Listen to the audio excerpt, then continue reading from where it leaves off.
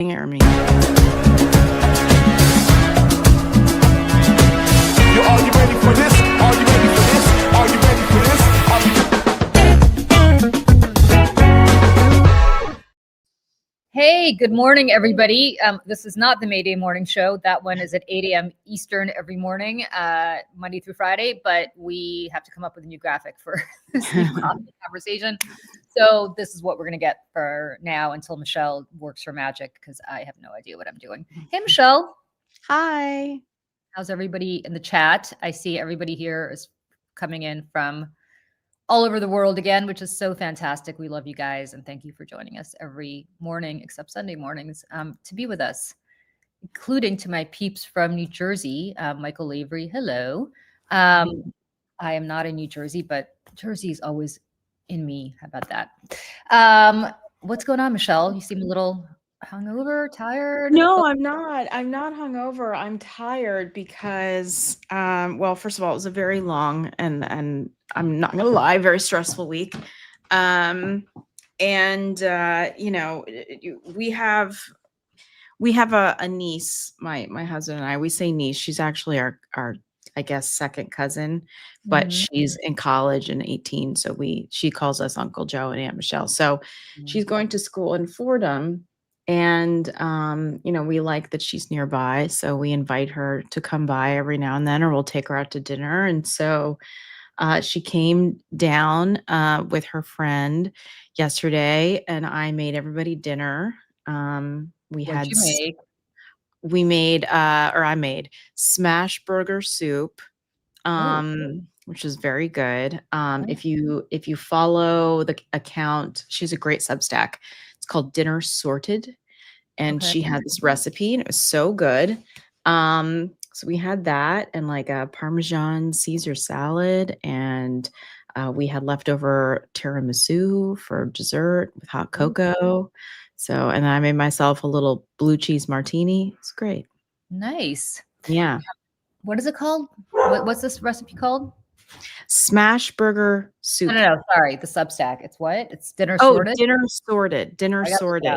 I need new recipes. She's one. So I only pay for like a handful of Substacks, and she's one of the ones that I pay for because, first of all, I found her on Instagram first, and she has these really just, I don't know, like interesting, but like also kind of simple recipes. And she always feeds her dog a piece of cheese by the end of the video. And she has MS. She was diagnosed with MS a few years ago. So like she cooks, and she's a chef. So she cooks kind of like at home now because it's harder for her to do stuff. So anyways, she's just lovely. And I think she's great. So check it out. She has really great recipes. So, awesome. I will, because I need new recipes because I've been so busy. I haven't been cooking for my family. I've been ordering out, and it's like enough already. Like they're not. Yeah. That's kind of where I was like, we were thinking about going out last night, and I was like, you know what? Yeah. First of all, it's cold out. Second of all, my husband left his dirty clothes in here too. That's fun that you get to see his little Christmas socks sitting over here. But also, I was like, you know what? Like, I haven't been cooking. I'm sure the girls going to college, they haven't had a home cooked meal in a while. I was like, let's just stay in. And, you know, there is something really nice about it, even though groceries cost $1 million right now. Not according to the Washington Post. According to the Washington Post, you may not appreciate that you should be paying more for groceries. Oh, of course. Yes. Thank you, Jeff Bezos. I didn't know, and now I do. Thank you so much. But I will say, like, I ordered groceries, you know, for the week plus what we needed for the dinner last night. And like, it's not fancy stuff, you know what I mean? Just like some ground beef and whatever else. And it was like really expensive. I was like, excuse me? It's like $10 a pound for beef right now. It's crazy. Yes. For like regular beef, like not even like fancy beef. Yeah. Yeah. It's crazy. From the Pittsburgh. You know, Love Pittsburgh. I've never been to Pittsburgh. I've always been to Pittsburgh. I know. What? I know. And it's crazy because my son is a Pittsburgh Penguins fan. He's also never been to Pittsburgh. Really? Pittsburgh? I always was kind of like, Pittsburgh. I don't know why I thought that, but I went to go photograph a wedding there. And it was one of I find that if you have a big wedding that you're photographing, it's like a very good way of like seeing a new city because Yeah, you of want course. to do the landmarks and stuff.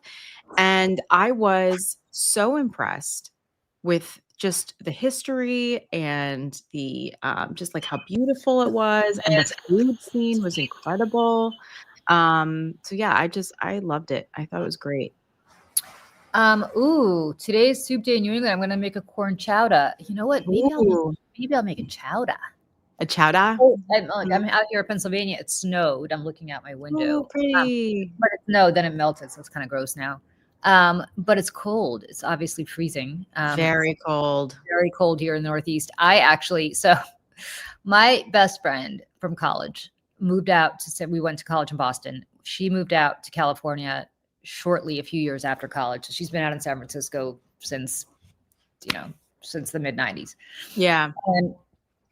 And she married a guy out there. Love him. Hello, Joel, if you're watching. And he had two daughters from a previous marriage. So two twin daughters, identical twin daughters, actually. So anyway, so she's a stepmom. And these girls, like I've known them since they were 13. They're now young adults. They're out of Oh college. gosh. Their 20s.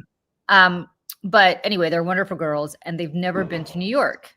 Ever, Oh. ever, ever. And I kept saying, you've got to come to New York. This is crazy. Like, just get on a plane, go to New York. Like, what's wrong with you? Just do it. Anyway, one of them has now come to New York and is spending the weekend in New York, where I am not right now. But talk about picking. I feel so bad because she picked like the coldest day of the It's year. really cold. It's really so cold. And Yeah. this is going to sound crazy for people who maybe live in houses or have central air or whatever, don't live in pre-war apartments. So like our building's like 110 years old or something. So, and we're very close to the top of the building where it just gets really hot. And so we don't have any control over our heat. And so like a lot of times during the day, it's very, very, very cold in the apartment, but at nighttime they blast the heat. But if so we'll turn on our air conditioner. But if it falls below 32 degrees, then I can't turn on our air conditioner because it freezes. And that's like dangerous, right? So I can't do that. So like the colder it gets outside, the hotter it is inside Oh, my apartment. And like Joe can you and I open the haven't been window? able. Well, yes, but like it doesn't really do anything. Like it Yeah. just, you know what I mean? It doesn't do anything. So on those nights, like we haven't been sleeping well because it's just like so hot, and then you wake up dehydrated, and I'm like, oh, like I'm sweating. But it's just, that's Yeah. that pre-war life, Like But cannibals showing off. Hello from Central Vermont. I don't know where in Central Vermont you are, but the entire state of Vermont is so gorgeous. mm-hmm, mm-hmm, Top to bottom, just beautiful. I used to have a house in Western Massachusetts, not far from the Vermont border, mm, and that part of Vermont is beautiful. But then if you go like to Eastern Vermont, up past Montpelier to Burlington and to Lake mm, Champlain, like oh, mm-hmm. It's so the pretty, best. so pretty. For my 1 year anniversary, Joe and I went to Burlington um for like a few days. Had a wonderful time. I had a friend get married in Manchester, Oh, which was wonderful. I hadn't been there, but so I've like Vermont is just lovely, and everyone is so nice, and everything just felt like so, like I can't imagine having a hot flash there. I'm not there quite yet, but it feels like it, quite frankly. I survived without hot flashes. I just want to be clear. Did That's you not true. really? I had a few, but they weren't bad. Yeah. Okay. Some Yeah. people get them really bad. Some people get them really bad. I actually survived. I lived in Bennington, Vermont for almost a year. Bennington, Vermont was so close to my old house. It was maybe like 45 minutes away. I was in Massachusetts, but not far from Bennington. Like beautiful. Bennington College is gorgeous. Go to Bennington. Really, really nice. And yeah, we do. Good morning from New Jersey. The Jers. Mhm. So Michelle, Yeah. I don't want to get too political today because I feel like we talk politics. I can't take it. I'm honestly at my limit. Michelle's like Michelle hit her wall last night. Like I Michelle did. texted me and she's like, I just can't do this anymore. Like it was like a political suicide note. Like I just can't do this anymore. I don't come here often, but I think that I'm done. I can't do this anymore. But Yeah. we all hit our wall, and then we we take a day or two, and then we're Back like, up. okay, So we're gonna keep this a little apolitical, but Michelle, since we have yeah. to get a little politics in here about, I'm gonna read Oh, about and the Heidi, by the way, thank you so much for asking. I will come back to this because I would love to know, because I know your kitty has IBD. And for anybody who doesn't know, like, just not to get all into this, but it's inflammatory bowel disease, and like your pets can get this, and it's like Crohn's disease or colitis or something for a human being. And my cat was diagnosed with this in this last year, and it has been a nightmare trying to handle it and deal with it and take care of him and get medication that works and stuff. So Heidi, we'll come back to this, but I just want to say thank you for asking. He's okay. Um, he's okay. He's moping around, but he's okay. Anyways, Julie, keep going. yeah. So there's a lot of crazy shit out there this week. Mhm, We don't need mhm. to dwell on like all of it because we dwell on it every morning. But could we just talk quickly about this participation trophy that Donald Oh, got? can we?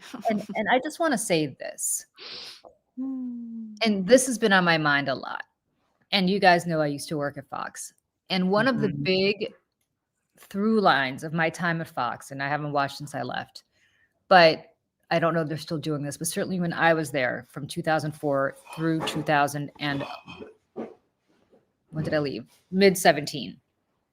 So I was there a lot, long time, 13 years, on and off. They constantly talked about snowflakes and how Democrats were Mhm. snowflakes and college students were snowflakes and they needed their Yep. safe spaces. And they didn't want to, everybody got canceled if you said anything that the woke liberals didn't like. Mhm. And all they wanted was participation trophies. And, like they couldn't take like reality.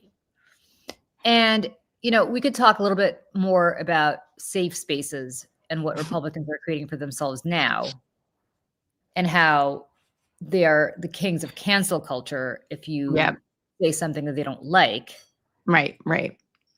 But also, the participation trophy thing is priceless because Donald Mhm. Trump really wants a Nobel Peace Prize. That's all he ever talks about. Why? Well, because Barack Obama got one. And by the way, Barack Obama should not have gotten a Nobel Peace Prize. That was kind of stupid. He got it like 5 minutes after becoming president. Yeah, it was very early on, right? It's like 2009 Yeah, or 10, right? yeah, because he wasn't George Bush. It was like, here you go, America. You got a Nobel Peace Prize for getting rid of George Bush. Mhm. Like that was stupid. But where Trump is never going to get that Nobel Peace Prize. I mean, unless truly he like threatens to nuke Norway and the Norwegian government leans on the Nobel Committee to be like, you got to do this to save like the world. He's never getting a Nobel Peace Prize. And therefore, other people who are sucking up to him are trying to make him feel better by giving him some sort of peace Mhm. prize. The very corrupt head of FIFA. Oh yeah. FIFA, by the way, already is just like a very, very corrupt organization. There is a Yeah. documentary that I suggest I will Google it right now. Go watch it. So people, if you're from the United States, you don't know FIFA like people in other parts of the world do, because soccer's not or football isn't as much of a, world sport as it is in other places. I will send that to everybody in just a few minutes. But anyways, continue. Anyway, FIFA's super corrupt. And of course, they see kinship with Donald Trump because he too is super corrupt. And so out of nowhere, other than I guess the World Cup is taking place partially in the United States, and P.S. if you're not from this country and you're thinking about coming here to watch the World Cup, I don't recommend you do, Don't do it. especially if you're from South America or some country Don't do it. but even like they're now throwing white American citizens, Mhm. pulling them out of their cars and cuffing them. Yep. Because ICE is doing that. Active So it's not, duty military. yeah. Did you see the story about the active duty soldier who was they refused to accept his military ID? Mhm. Yeah. Yeah. Did you see the video about the woman who was pulled out of her car by ICE, who was white, Yep. who was Yep. like, Was a US citizen, and she was screaming, "I'm a US citizen, don't do this to me." yeah, and they're like, "Oh, whoops, sorry." They apologized to her eventually, but like, I would sue the shit out of them. oh my Not god, that I was shit out like of them. I Yeah. But anyway, the point is, like, it's not good. Do not come here. But anyway, FIFA, because I guess Trump is now hosting the World Cup, decided to give him, well, Michelle, why don't we just show the video of what they gave him? Oh, yes. Here it is. Please welcome the very first winner of the FIFA Peace Prize, the 45th and 47th President of the United States of America, Mr. Donald J. Trump. Please.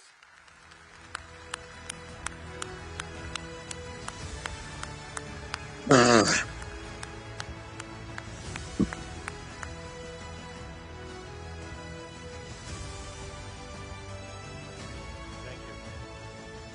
Thank you, Mr. President. Mr. President, this is your prize. This is your Peace Prize. There is also a beautiful medal for you that you can wear everywhere you want to go. Right now. Okay, let me hold. Fantastic. Excellent.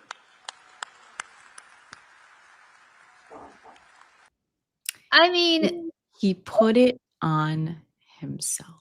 it's laughable. He The whole put thing. it on himself. Okay. When they hand you something like that, and it's like one of those little medals, like in a little box or something, you're just supposed to kind of like hold on to it. And if someone's not putting it on you, it's just, you hold it, you hold the thing, yay, hello, take my, but he couldn't wait to put it on himself. And the president of FIFA says, Mr. Donald Trump, President Trump, you can wear it whatever you want, just kind of jokingly. I just want to throw some, because the internet, of course, did not disappoint. Tibor Kalman at Kalman Tibbs says, at no point during the 5-year span that Monty Python's Flying Circus aired on the BBC from October 1969 to December 1974, could the greatest comedic minds of their time come up with a skit more grotesquely absurd than Trump placing a fake Peace Prize medal over his own head. Well, you know why? Because if somebody else did it, they could potentially touch the hair and it could move and Right. not be in place. Right. We can't have that.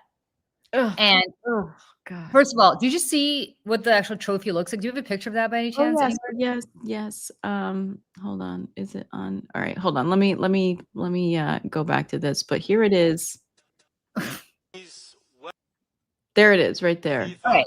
So Peace Prize, the I don't know if you 45th could and see it, but it's legitimately Hold on, let's get there. It closer. is. All right. Yeah, I don't know. there it There is. It Those is are literally hands. a bunch of zombie hands coming out of the earth, clutching the globe. It is literally people have nightmares about like the night of Right, the this living doesn't dead. look very PC.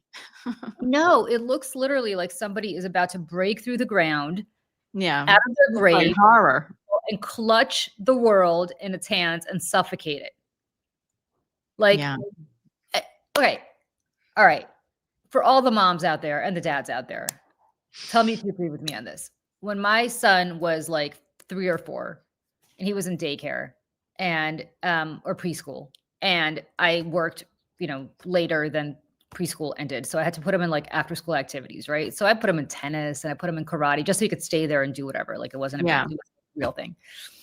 And he was taking karate and like, great. And then we all had to go to a belt ceremony where they all got a trophy. Mm. And my son was very proud of this trophy. And inside, I was like seething because I'm like, what did you win this trophy for? Like everybody got one. It wasn't like you won some award or you did something great. You just got a participation trophy. And I just remember texting a friend and being like, oh my God, is this where we're living in the world now where like kids just get participation trophies just for showing up? Yeah. And yes, I get that he was like 3 or 4 and it wasn't a big deal other than it established from a very early on phase Yep. That you are special and you get an you're award. special and you get an award just for showing up. Yeah. I hate I to don't- sound like an old cranky person, but like we didn't get those. We when I was didn't a get that. I didn't get that. I had to work my ass off to get kid. anything, right? Right. And like complete and utter bullshit. And okay, he was a 3 or 4-year-old and not great. This is a 79-year-old man who's the president of the United States, who's getting a participation trophy for showing up because he didn't end. And what war? What peace? The guy's literally killing fishermen off the coast of Venezuela extrajudiciously, threatening to bomb Venezuela. Mhm. Yeah. It's I'm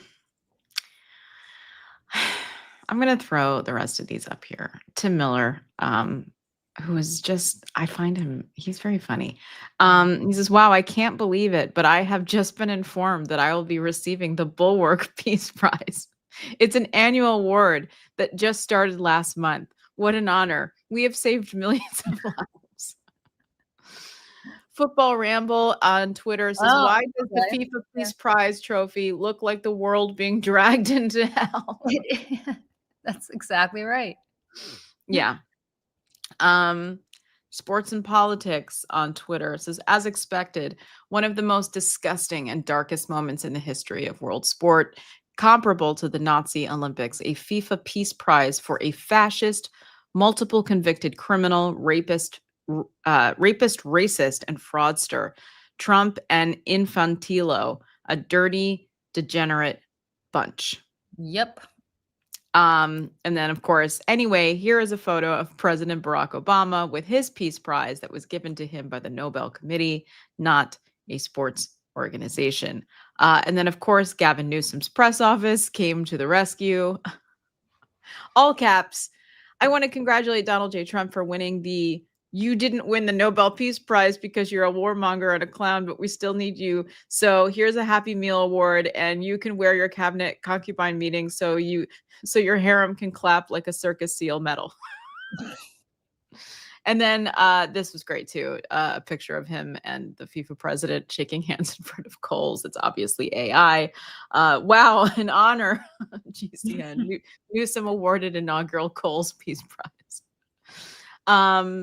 And then I have some tweets or some Truth Socials from him this morning that are on a different topic. But it's just these people, man. They got Trump's number. They got his number. Yeah. You know? And not to get too heavy because I don't want to do that today, but just because it's relevant. So last night, the administration released the what is it called? Hold on one second. I'm I gonna don't pull it up. know. While you're thinking that, I'm just going to play this really quick, but before we move off of FIFA, Adam Mockler was who I'm sure we all know here, love Adam Mockler, YouTube commentator guy, young man, was on Abby Phillip last night talking about this, and I thought he summed it all up very nicely.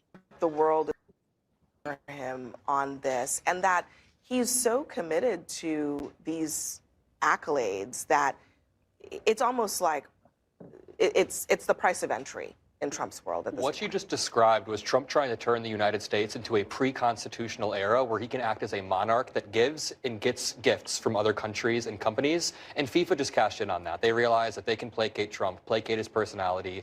And it's not a good look for the United States. It's honestly humiliating that other countries are treating our president like a child, like a baby. This is like if I created the Mockler Peace Prize and I gave it to Adam Mockler right away. I'm like, I'm just going to keep this medal on all night. I really like this. Our president is an actual child, and other countries are treating him like a child while giving him gifts to placate him for policy. This should scare everybody who cares about the Constitution, and FIFA is just one piece of the pie. I mean, yeah. They wanted me to go on that show yesterday, by the way. I said no. Somebody up, Carrie Ann Fisher said, Trump is all about stolen valor, and that is it. That is it. You're absolutely right. What a great line. That is what a great line. Yeah, perfectly stated. Like, couldn't have put it better myself. Yes, but this is relevant because yesterday there's a leak, I guess, of Trump's new, and it's called the National Security Strategy. And this is something that an administration puts out once a term at most, talking about what their national security priorities are. And for generations, for both Democratic and Republican administrations, human rights and the spread of democracy have been critical. elements of national security Mhm. states and strategies. And I think different ways that it's implemented. Obviously, George Bush's idea of spreading democracy was very different than Barack Obama's idea of spreading democracy. But nevertheless, that was kind of a thing, right? That we support Western democracy and we oppose awful authoritarian regimes that would drag us back to a pre-World War II dynamic where people just went and grabbed land and killed people and, behaved like monsters. Yeah. Well, Trump has a new national security strategy, and it's, you guys, not enough attention has been paid to this. I actually have a Substack coming out on this tomorrow, but it's really important to talk about what it is. So basically, he's saying publicly that he's going to squeeze countries that are less powerful than us, which is most countries, Right. benefit American companies, translation to benefit his cronies. It doesn't matter anymore what your views are. It doesn't matter if you're an authoritarian. I'm going to quote from this. We seek good relations and peaceful commercial. We see good relations and peaceful commercial relations with the nations of the world without imposing on them democratic or other social change that differs widely from their traditions and histories. Translation, Saudi Arabia, if you want to behead gay people or force women into abject slavery, effectively, Yeah. or Vladimir Putin, if you want to go ahead and take all of Ukraine, that's okay, as long as we can cash in. And by we, I don't mean you and I, Michelle, or anybody on this chat. By we, I Right. mean people like Jared Kushner, who got $2 billion from Saudi Arabia. Yeah, or of course. Steve Witkoff, whose son runs this crypto fund, which not enough attention has been paid to, which is the money laundering vehicle, I believe, for all of these dictators and dictatorships. And, it's just awful. I mean, it depicts Europe as facing, and I quote, civilizational erasure because of migrants and because of its mainstream leaders. So it's not just immigration they're opposed to. They're opposed to Emmanuel Macron in France. They're opposed Right. to Keir Starmer in Great Britain. They want to empower people like Jordan Bardella, who is a right-wing crypto, basically a fascist. Mhm. France. They want to enable Nigel Farage in Britain, who British people here will know is basically a Russian tool. Yep. JD Vance went to Germany in the early part of the year and basically reamed out German officials there for trying to fight against the rise of a neo-Nazi party, the AfD, in Germany. And they're basically saying we'd prefer the AfD. We don't want these mainstream people. And it's, it is more than the extreme right in Europe. It is Carl Bildt, who's a former Swedish prime minister, posted on social media that this strategy, quote, places itself to the right of the extreme right in Europe. So even when they're talking about democracies in tough regions, like they're talking about Israel, they're talking about Taiwan, right? Right. Consistently, the United States government, whether Republican or Democrat, has held up Israel as the only democracy in the Middle East, right? Now, they're not looking at Israel that way. They're looking at Israel as a place where Americans can make money. They're looking at Taiwan because of its semiconductor Right. brilliance, really, as a place to make money. That's why Taiwan might be protected, not because it's a democracy fighting against a much larger autocracy in China. And, what this basically says is that if Xi Jinping gives more money to the United States than Taiwan can, which of course he can because China is a much larger economy, Taiwan is going to go, that's it. Goodbye, Taiwan. If Saudi Arabia decides that they want to do something to screw Israel, well, all you need to do is give Jared Kushner some money or put some money in the crypto fund and you'll be okay. It doesn't matter. And then in Latin America, which is really crazy, it says the United States will reassert and enforce the Monroe Doctrine to restore American preeminence in the Western Hemisphere. And while they're doing that, American diplomats are supposed to, quote, hunt for major business opportunities in their country, especially major government contracts. The Monroe Doctrine led to 2 centuries of horrific behavior by the United States in the Western Hemisphere. For people who don't know what the Monroe Doctrine is, it is effectively that we are the preeminent power in the Western Hemisphere and we own it. It belongs to us. Not in so many words, but that's really what it meant. Yeah.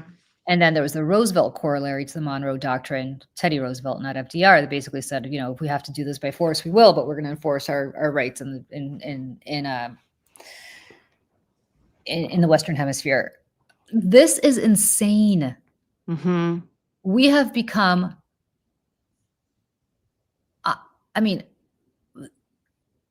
Carl Bildt is right. We are not just the extreme right anymore. We are to the right of the extreme right. Yeah. Yeah. Vladimir Putin, who spent 5 hours with Jared Kushner and Steve Witkoff, and I keep going back to this, and everybody's like, you keep talking about this so much, but this is the scandal of the century. He spent 5 hours at a meeting with Steve Witkoff and Jared Kushner. He kept them waiting for 2 hours while he delivered a speech down the road, which was basically, sorry, Dad, a fuck you to them to say, I'm the one in charge, not you. I mean, how humiliating for the United States. And he's right, because at that meeting, and this is really important to note, the people sitting across from Kushner and Witkoff, who only came accompanied by translators and nobody else, was a guy whose last name is Ushakov, who's one of Putin's, I guess, foreign policy guys. But the other guy sitting there was a guy named Kirillov Dmitriev.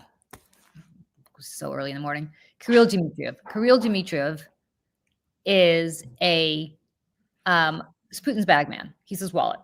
And the fact that he's sitting there for all the world to see should tell you exactly what the intent here was. They spent 5 hours doing this. 4 hours of it was Putin lecturing them about how the Russian Empire used to control Poland, used to control Finland, used to control Ukraine, and therefore it is the Russians' manifest destiny to be able to control those countries again. And that's the same lecture he gave Tucker Carlson. It's the same lecture apparently he gave in Anchorage. It's all he ever talks about is Russian history, which is sometimes accurate, but most of the time not accurate. Not right. I mean, literally going back to like the 9th century of like crazy train, right? Going back like over 1,000 years. But the other hour, I believe, was probably spent on figuring out exactly who gets what and how much money is going to go where.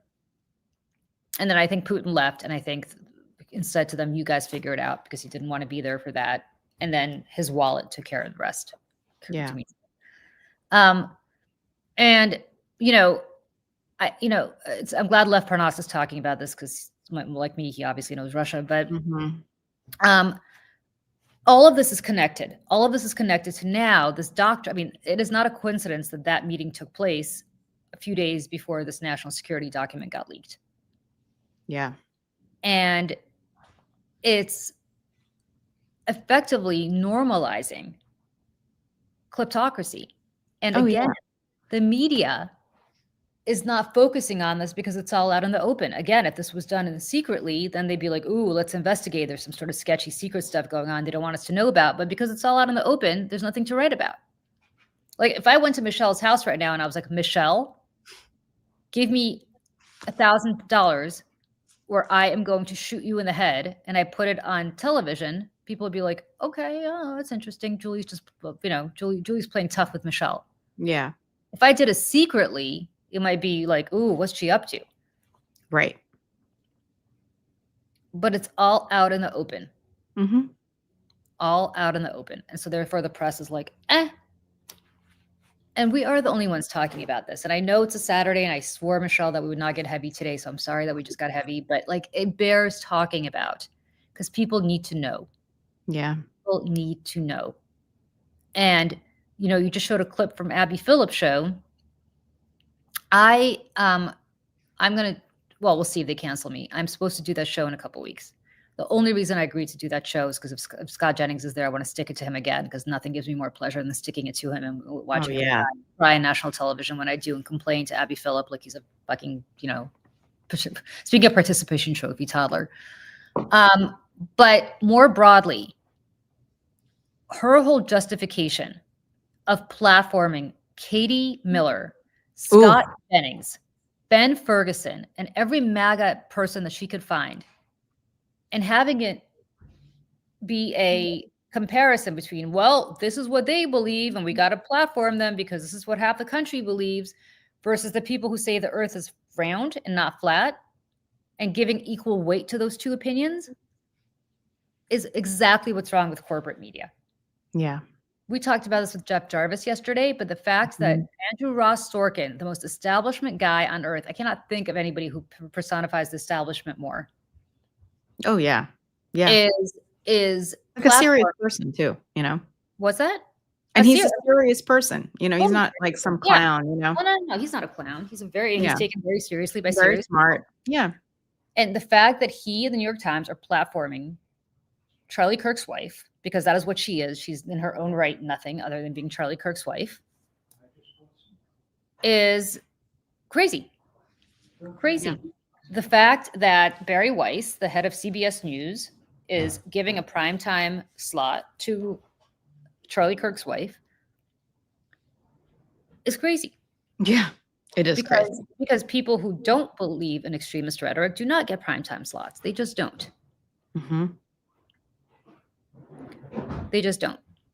And so that's why I'm so all of this is coming together. It's the first year. We're coming to the end of Trump's first year. Mm-hmm.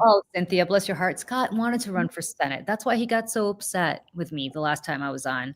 He's desperately trying to get Trump to tap him on the shoulder and say, you're going to be the next senator. Clearly. Yeah, thirsting. And I said that to him on air. I said, no matter how thirsty you are, Donald Trump's not going to make you the senator from Kentucky. And that's when he got upset and turned to Abby and was like, you see, she always does this to me. It was glorious. I went home so happy.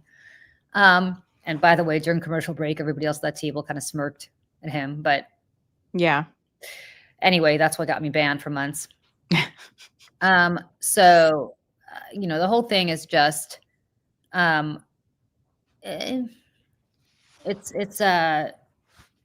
it's crazy. And the reason Trump would never tap Scott on the shoulder is for twofold. One is he needs Scott to propagate his bullshit on CNN. Yeah. And the other is there's a rich J.D. Vance guy who's being backed by, I think Peter Thiel again, or some of course, some Blake Masters type. Yeah, running in Kentucky. And of course, Trump would rather have a rich guy than stupid Scott Jennings. Yeah.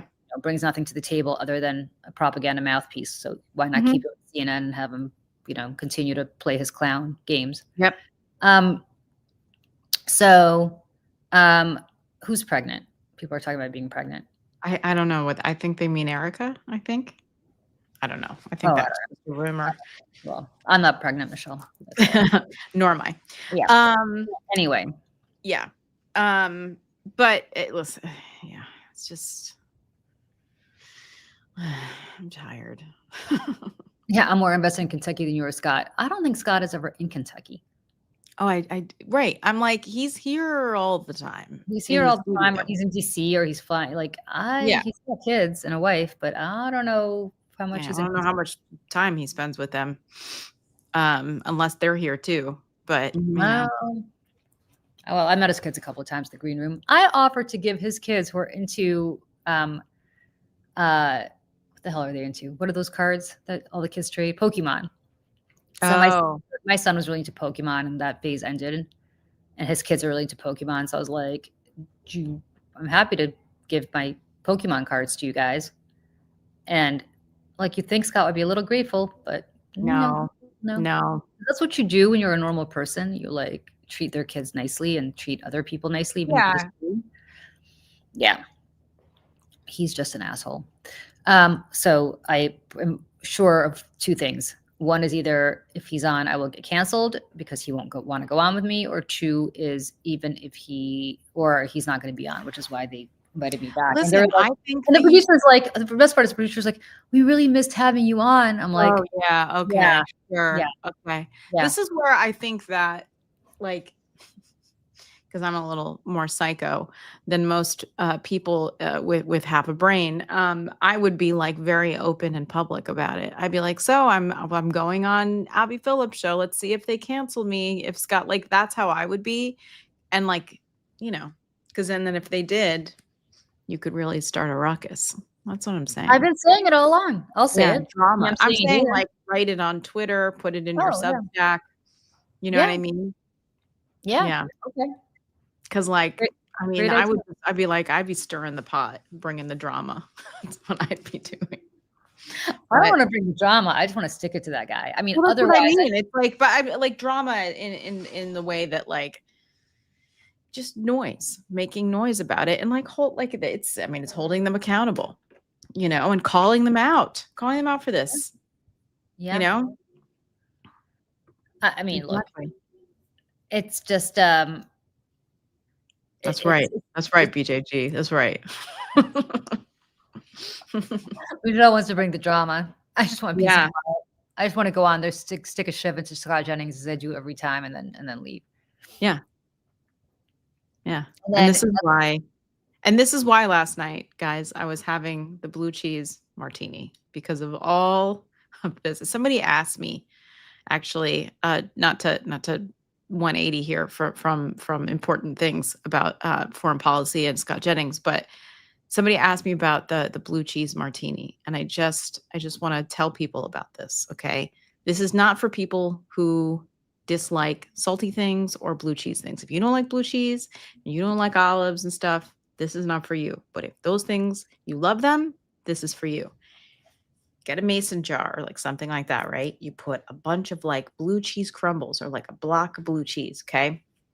And you fill it up with vodka. Use good vodka. Don't use this crap, okay? You'll be sorry if you use the bad vodka. So you fill it up, put the lid on, put it in your fridge, leave it there.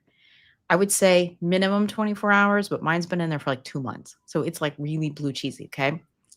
So then you do 2 shots of that, okay? And then you can do 1 shot then of olive brine and 1 of pickle juice, okay? But last night I did a shot and a half of pepperoncini brine. So the little pepperoncini. So, and then I put pepperoncini in the bottom of the martini glass. Shake it, okay? Now it's cloudy, it's blue cheesy, it's vinegary, it's spicy. Fill it up. So wait, good. no vermouth, just that. No vermouth. Ugh. Really? Yeah. Yeah. See, some people are like, I gagged. And then someone else was like, this sounds good. This is what I'm saying. If you don't like if blue cheese is not your thing and you don't like blue cheese, olives and stuff like that, this is not for you. But if you like those things and you were to see something like that on a menu and you go, ooh, this is for you. Real? I don't know how I feel about this. I think I'd have to try it. Do you like blue cheese things? I love blue cheese. I Do you like don't blue cheese olives? I don't necessarily love blue cheese olives, but I think Okay. it's because it's not that I mind the taste together. Mm-hmm. It's that I'm not a huge olive like I like olive juice, like I like olive martinis. I don't necessarily I don't ever eat the olive. Okay. But I you like like the brine. I like the the brine. brine. I like Okay. the brine. I don't like I So just this don't might like be for you then. Do you like pepperoncinis? Yeah. I mean, yeah, I don't mind them. Okay. Because I actually enjoy the pepperoncini and the pickle. So you can make a pickle martini like this too. Again, some people in here are like, this is diabolical, Michelle. This sounds disgusting. I feel you. Like, if you don't like these things, this is not for you. But for some people, you know, gotta we try love the this. blue You cheese know and we what? like I the gotta sweet try cheeses. this. I'll make one for you. I will bring my blue cheese vodka over to your house. Fabulous. Yeah. Good. Yeah. Speaking of, by the way, I'm looking at this thing. Somebody said rum and eggnog. I hate eggnog. My husband loves eggnog, so this is the season. You know what so here's the thing. My husband loves pumpkin pie. Did I tell you about his pumpkin pie? Yeah. With his grandmother? Yeah. You told me about this. Okay. So Not on the show, but before. yeah. So basically, when my husband and I first got together, he expressed that he likes pumpkin pie, that it's a thing. But my husband's very like, he's like a donkey. So everything is like in its time, right? Like everything's in its place. So you can only have Yeah. pumpkin pie around Thanksgiving. Like you don't just make a pumpkin pie in January because that's not Right. done.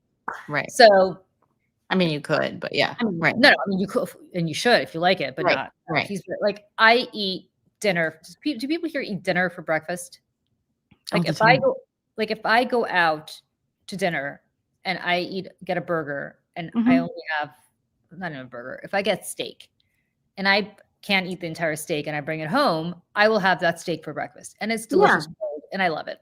He Mhm. thinks it's the most disgusting. It's just not done. You don't eat dinner for breakfast. You eat cereal for But breakfast. or like, you- who decided that? Who decided like, oh, for this time of day, you can only have this? Like, I think that's silly. I'm married to a donkey. So let's just preface by saying that. So you drink eggnog this time of year because we're getting to Christmas. So now it's eggnog Right. season. So, but before that, it was Thanksgiving. So it was pumpkin pie season. So the first year Mhm. we were together, I was like, great. He loves pumpkin Mhm. pie. I get this pumpkin. I peel the pumpkin. I cook the pumpkin. I like labor over this pumpkin. I make this pumpkin pie from scratch. And it's like Mhm. insane. And again, I don't like pumpkin pie. So this is all for him. And he Mhm. eats it and he's like, oh, well, oh. And I was like, what? He's like, well, this is not how Grandma Doherty made this. And I was like, who the hell is Grandma Doherty? Turns out Grandma Doherty is his grandmother. His last name is not Doherty, by the way. I guess it's his whatever. So I was like, okay. So it turns out Grandma Doherty, after she died and everybody completely orgasmed over her pumpkin pie, it turned out that she had her pumpkin pie recipe that they finally found after her death.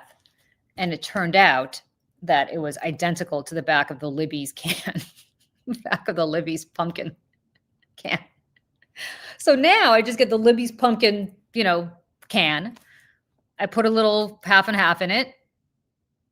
I put a little cinnamon in it, little nutmeg in it, stir it all up, put it in the pre-made pie thing, crust thing from wherever, Keebler or wherever the hell I get it, I don't even know. Put it in the oven for an hour and there you go. And he's like, this is the best. This is just like Grandma used to make it. And I was like, okay. So now we're getting to eggnog season. And again, I used to like make my own eggnog for him. And he's like, this is just not how it's done. Now I get the stupid eggnog from like the store and he's like, this is fantastic. I think it's disgusting. I am completely not into eggnog. I think it's, So can I blow your mind, dear? Can I blow Yes. your mind? Okay. Yes. So eggnog is great. Okay. But there is something better. And it's called a Tom and Jerry. What's that? Okay, here we go. In the chat, if you know what a Tom and Jerry is, if they have them, there are not many places in the country that make them. It's like an eggnog, but it's better. And they have been serving them up in this diner in my hometown for over 100 years.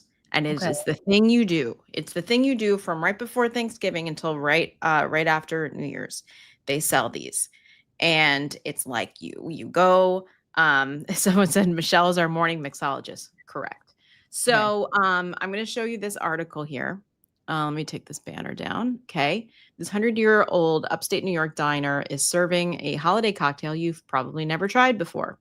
You make them in these little cups. Okay. And I've got a set in my apartment.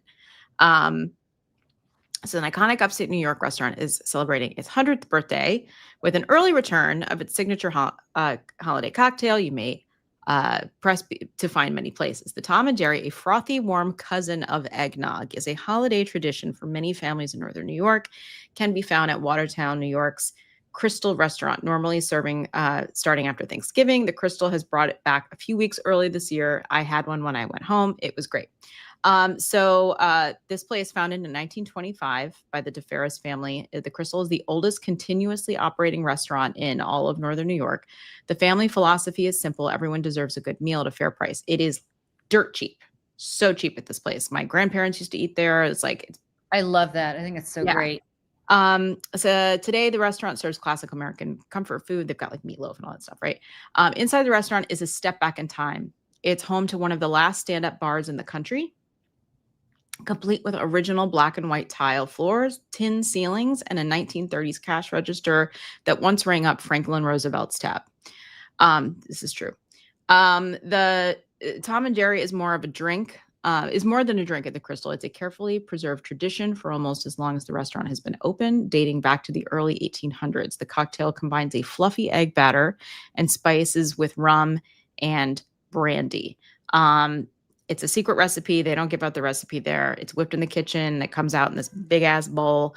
And they put hot water in the cup, and then they put the alcohol, and then they put the batter on top, and that's what it looks like. It is delicious. And I'll tell you, you can look up a recipe, but I can post my own recipe of this if anyone is interested. So I'll put it somewhere, but it's basically you whip egg yolks and sugar and spices in one thing, and then egg whites and sugar and spices in another thing. And then you kind of like fold them together, and then you put it on the thing. And then that's when it looks like when you put the cinnamon and stuff on top. It is like so good. And yeah, sounds like the egg cream coffee, kind of. Yeah, but this is like a super old, like 100, 200-year-old recipe. Please post recipe. I will put it somewhere. Where should I put it? Put it in the chat. No, I know, but like, where can I post it? Should I like start a Don't we have Substack? yes, but don't you also have a Mayday website? We do. We started Why don't you put a little tab that says Michelle's recipes?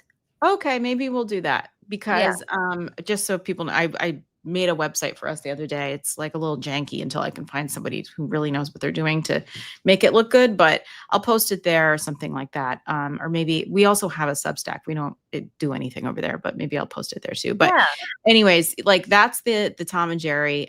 It's so good. Mayday Makes. I like that. Mayday Makes. Yes. And it's also really big in parts of Wisconsin. It's like the only other place that I've heard where people drink this. But yeah, if you know about them, please tell me. It says like Michelle IRC. I don't know what that means. Most Tom and Jerry's are rum based. Is that correct? Or is my memory off? No, it's like rum, brandy. And I know like at the Crystal, they give you other options. Like you can have it with like amaretto. And I feel like there's like something with bourbon, but like I don't think as many people use that. But yeah, like the rum and brandy is like the big one. Isn't there a community tab here on YouTube? Yes, there is. There's like a post thing. I'm like running all the social and I have no idea what I'm doing half the time. So like, please tell me about these things. Yeah, tell us about this, you guys. We just know how to talk. Until we have money to hire a social person, which I'm hoping happens sooner rather than later. But you know, Michelle's killing herself on this stuff. Just so you which is fine. I'm not complaining. It's just, you know, my brain only has so many places that it can be. Sorry, rum and what? Rum and brandy. And brandy. Like spices. But yeah, so you do the hot water in the mug and then the alcohol. And then you put the batter, which has the spices and the whipped egg yolk, egg white, and then you fold them together. And for sugar, you use like powdered sugar, and you don't use granulated sugar. I would powdered sugar. It's so good. So anything sweet mixed with alcohol, kills me. Like, they're not big. They're like this big. You can't drink very many of them. There's like, I mean, you guess you could, but you won't feel good. But they're like very little. You have, the little Tom and Jerry cups are like this big. So, no, not for me. I want to drink it, but no, that Tom and Jerry sounds so interesting. It is. Seriously, there's like videos and stuff. You can go on YouTube. There's like little segments done about look up the Crystal Restaurant in Watertown, New York. There's a whole thing about it. I have been looking in New York City. I've lived in New York City for over 20 years. I have never found a place in New York City that sells them. Never. Really? And I look. You make them yourself. I do. Well, because that's the only option. Yeah. Because if I'm not home, especially. But yeah, I used to make them for like our Christmas party every year and stuff. But then it's so labor intensive, and I was like, this is a mess. But yeah, it's like this diner is like seriously, it's so old, and you walk in and the ceilings are tin, and it's just really cool. It's like, it's a special thing to do. So anyways, that's that. Julie, what else should we, I did bring some other things up here. Hold on. Donald Trump he was on one, on Truth Social this morning. I'm sure you saw the stuff about the CDC vaccine committee full of a bunch of quacks. All right. Could I just say, for all the parents in the chat, how glad are you that you had kids? before all of this went into effect, I would be terrified Yeah. right now. Mm-hmm. Terrified. I mean, Mm-hmm. hepatitis is not a joke. What is No. going on? No. And again, like this is like a weird, and Ruth Ben Giat has talked about this. It's like this is like a new tab under the authoritarian thing, because like going after public health like this is just like, this is correct. And this is RFK Jr. This is RFK Jr. That is what this is. So, And yet, yeah, go ahead. no, you go ahead. Go ahead. Well, I want to bring it back to our weekly discussion of Olivia Nuzzi and Ryan Lisa. Mhm. I have no sex terminology to offer this week, but I do have this. This guy, Robert F. Kennedy Jr., has been Yeah. talking about this shit for a long time. This is not, much like Project 2025, should not have been a surprise to anybody before the election. Right.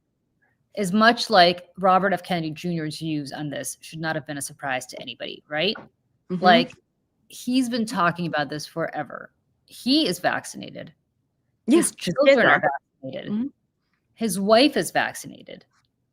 And her kid is vaccinated. So I just want to be Mhm. clear that everybody in his world is vaccinated. Mhm. However, he has gotten very rich peddling this shit. Oh yes. And what is so awful about this is that Ryan Lisa knew about this Mhm. stuff with Olivia Nuzzi before his confirmation hearings. As did Olivia Nuzzi. Both of them knew what this guy's confirmation would bring upon the rest of us. Mhm. Yet she held on to it to write her stupid book. Now, maybe she was so madly in love with him and still is that she didn't see anything wrong with this, but Ryan Lisa certainly is not madly in And you love with saw that Vanity Fair Fired is- her. Yeah. Yeah. About time. Yeah, about time. Thanks, Vanity Fair. It only took you 3 fucking weeks. But the part that I just can't get over is they sat on it and waited and waited and waited to monetize. Yep. To monetize. And Everybody's it's not out for them. themselves. The New York Yeah. Times, there are New York Times reporters and Washington Post reporters sitting on stuff right now who have book deals who are not telling us what is happening in real time, despite the fact that we pay for a New York Times subscription. Maggie because they're- Haberman. They're waiting to monetize it. And my attitude is if I were running the New York Times, you cannot work here if you want to have outside income and book deals. Nope. Mhm. You Yep. cannot. You Maggie cannot. Haberman guilty of this. Bob Woodward guilty Bob of this. Woodward guilty of this. I'm over it. Mm-hmm. I'm over it. Mm-hmm. They know stuff that they are sitting on right now that they're not sharing with the rest of us, despite the fact that they have a responsibility to their subscribers to do that. Mm-hmm. Yeah. And, Bonnie, you're saying my brother has cirrhosis of the liver because of hepatitis B. Exactly. Hepatitis is nothing to mess around with. And our friend, Dr. Vin Gupta, on one of his shows, I saw he was talking to another healthcare professional about this. And he's like, can you explain to people? Because Donald Trump is out here trying to tell people, goes vaccine recommendation for baby, the vast majority of whom are at no risk for hepatitis B, a disease that is mostly transmitted sexually or through dirty needles. This is untrue. Untrue. The American childhood vaccine schedule long required 72 jabs for, I'm like not even going to read this because it's just like so. Can I just like say this? Okay, so let's just say this. The vast majority of Americans have nothing to fear because it's sexually transmitted through jabs or a dirty needle. Okay. So what he's basically saying is don't do drugs and then you're not going to get hepatitis B, or don't have sex, you're not going to get hepatitis B. Well, the majority of Americans are sexually active. Yeah, that's how the human race. That's how the human race promulgates itself. Right. So now, in addition to getting tested for AIDS and getting tested for herpes and getting tested for all these other diseases, you have to get tested for hepatitis B, a disease that's been eradicated. Yeah. I mean, Hep C still makes its way, but Hep C is a whole nother thing. Like hepatitis in general, like let's not do it. Yeah. Let's not have hepatitis, and let's do everything we can to prevent And it. if it's been eradicated, why do we have to even remotely worry about it? Because This decided that yeah, we have to worry about it. exactly. And like this is a White House who last week on the world, on the world stage, we have a day every year that we recognize the AIDS crisis and we honor those who we have lost. We honor the mistakes that were made, and we talk about how to save lives going forward. And the White House refused to acknowledge that day this year. And that should tell us everything about this White House. Everything. And it's just that I have a hard time wrapping my head around all of this, because, like, I don't know how you can feel good and powerful and also destroy public health, like, and everyone dies and you die and I just don't know how. Like, you can be an awful person and do all terrible things and be an authoritarian, but you can also, like, have public health, like, safety. Like, I don't understand. I don't understand. And speaking of safety and public safety, I just want to talk about one more thing, which is insane. So I don't know if people have paid attention, but Indiana has had ups and downs with redistricting. Trump really, really, really wants them to do mid-cycle redistricting. Mm-hmm. Interestingly, the Republican, I think it's the Senate Majority Leader or President, whoever the head of the Senate Republicans is resistant. They just don't think it's the right thing to do. Their attitude is, if we're going to do redistricting, let's do it during normal cycles, not in the midterm. Right. Well, Erica Kirk, who is being platformed by everybody, and who now has a book out, or I should say her late husband has a book out. Charlie Kirk has a book out called, and I'm not kidding, Stop in the Name of God, Why Honoring the Sabbath Will Transform Your Life.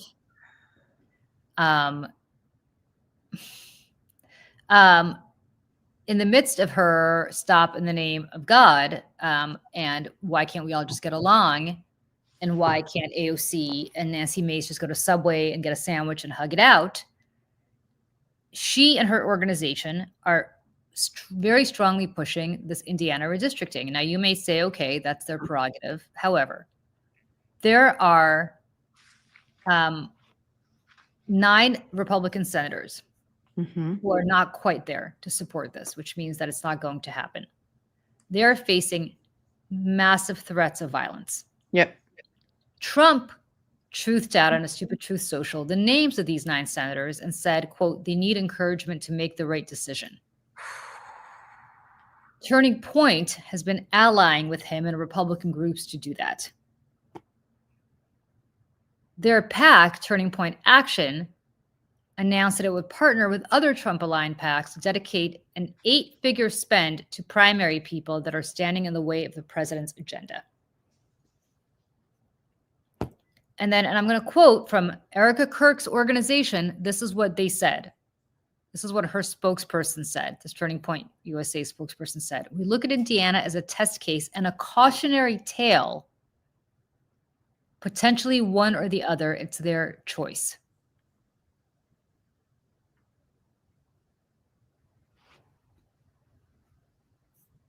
You know. So these people are facing threats of violence at the hands of people like the President of the United States and Erica Kirk. But tell me more about how Erica, you could do your impression of Erica Kirk. Oh gosh, she's like, well, and then she always grabs, she's got one. It's never too far away, guys. It's never too far away. And just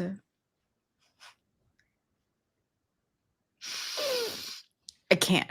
The acting. It's not even good acting, Michelle. That was No, better it's acting. terrible. You did better acting than she Soap did. opera. It's like, I'm like, she missed her calling at General Hospital, because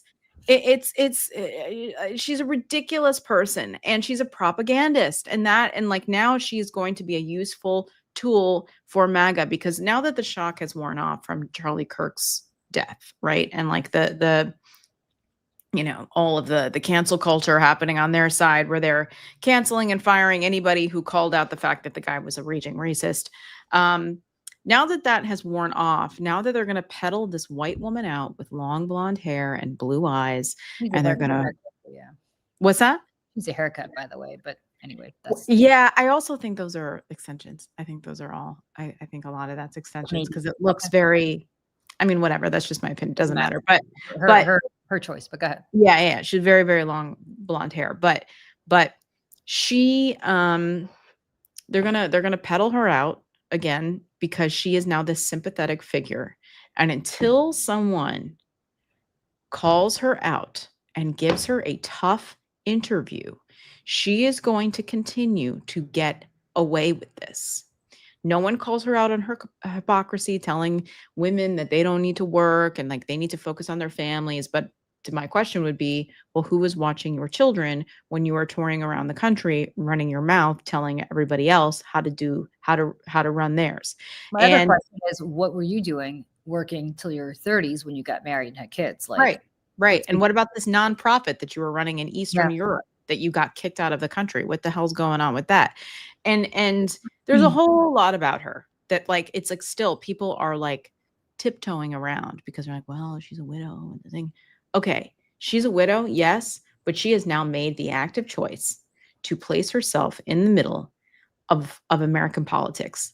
She is a public figure and she deserves and should be held accountable for the things that she says and the things that she stands for. She is now the CEO of TPUSA, which is one of the most powerful youth movements in the country.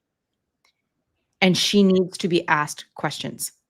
And you're not going to get anybody to ask her those tough questions because she's still the grieving widow, which is how everybody's treating her, despite she's working with Donald Trump to threaten these people who are getting death threats. Now, they will say, well, we don't condone the death threats. Bullshit. You're putting a Yeah, they do.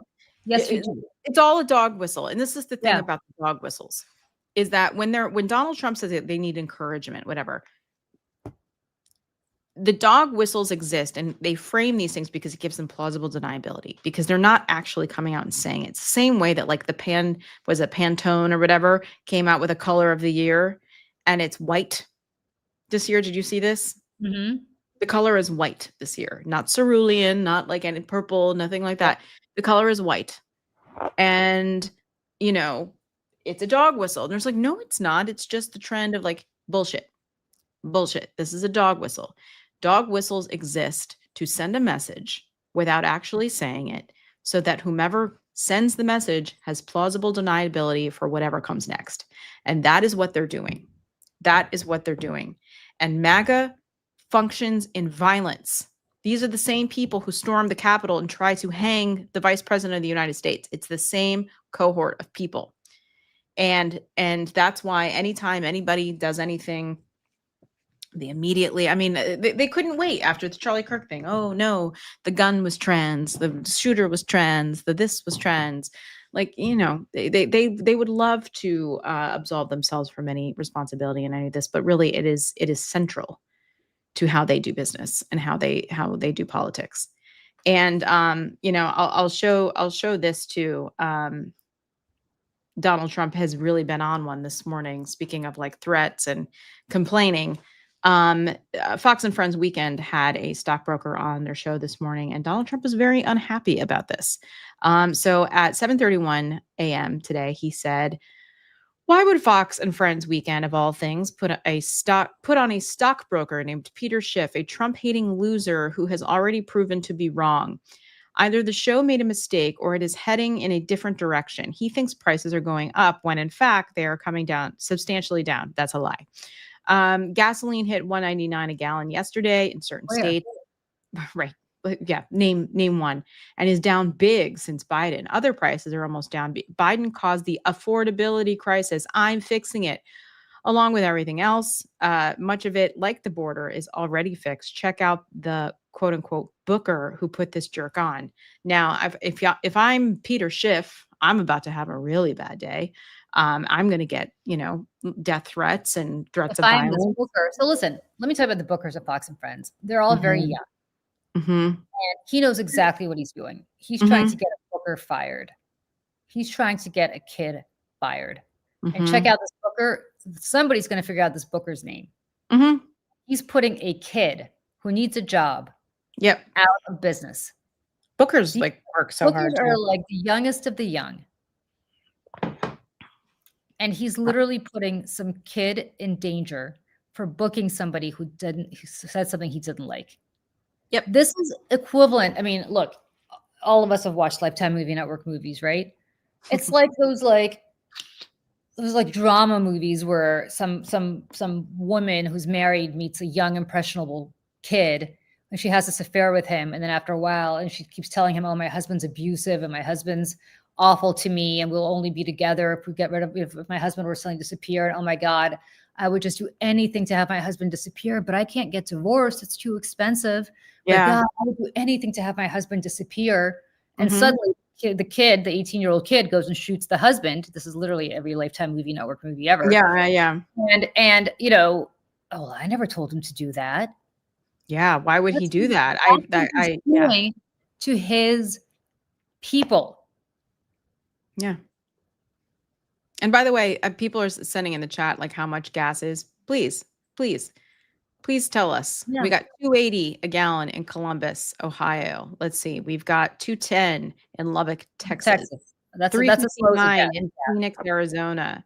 $2.89 in Cong, New Jersey. $3.05 in Fairfield, Connecticut.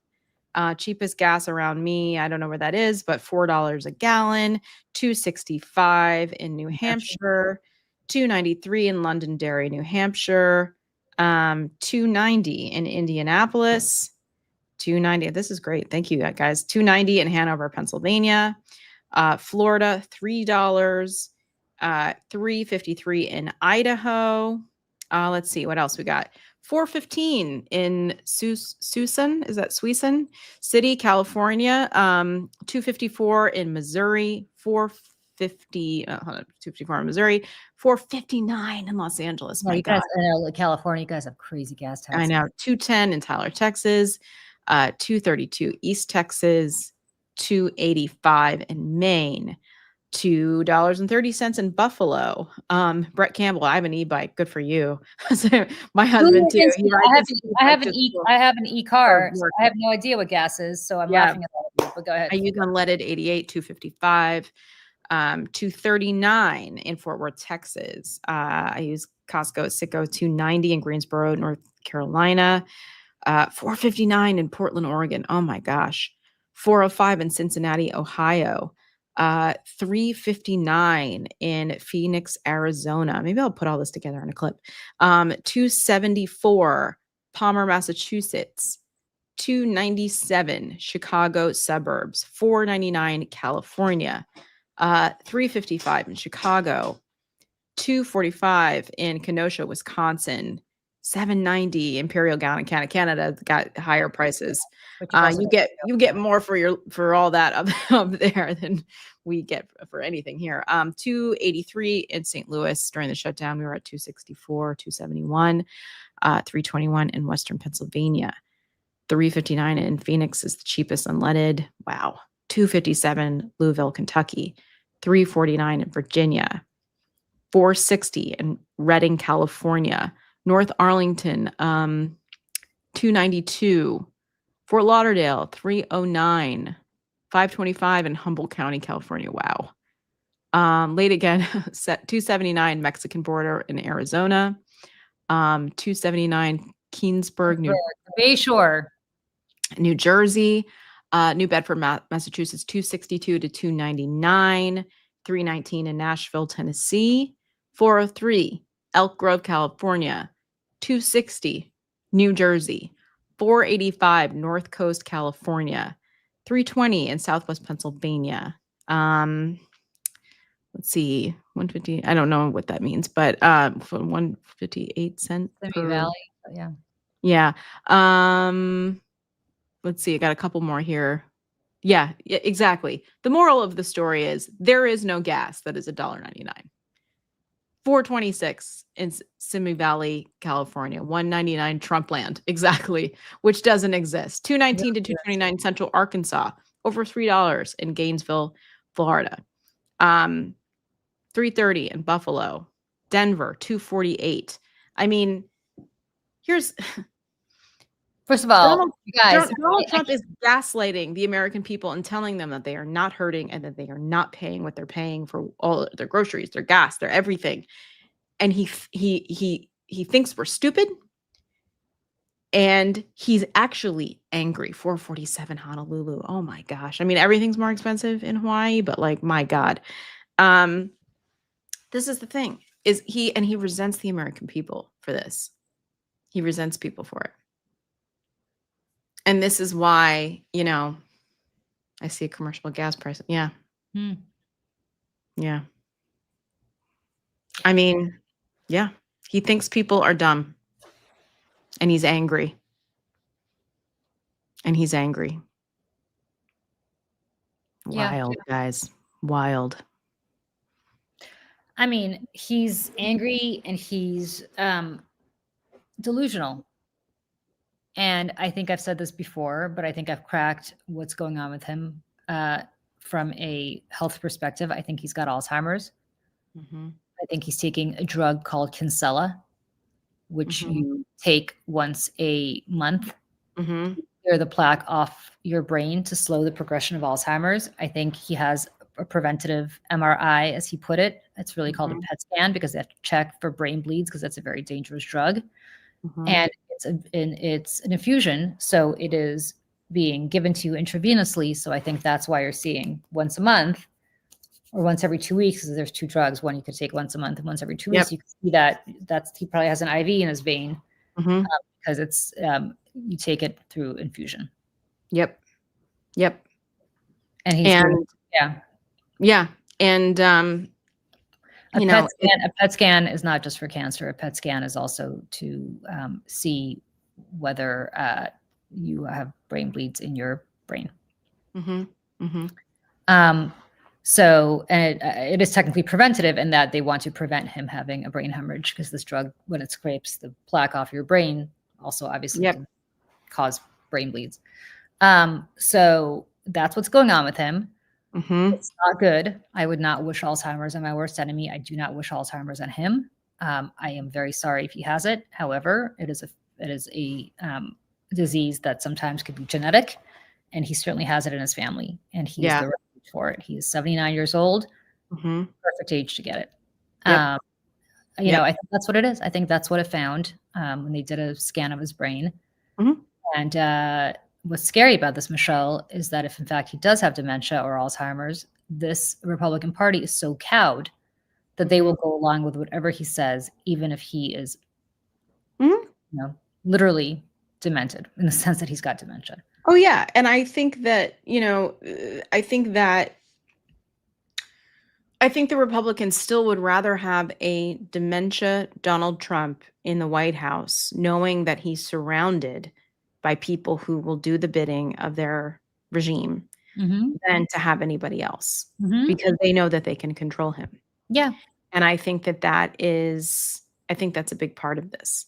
And I think, and I'm just purely speculating here, but I think that there is a small circle of people inside the White House who know what's going on. And I think it's Susie Wiles. I think it's JD Vance, probably Stephen Miller, Russ Vogt, maybe a couple Jared, more. Jared, who's Jared definitely knows.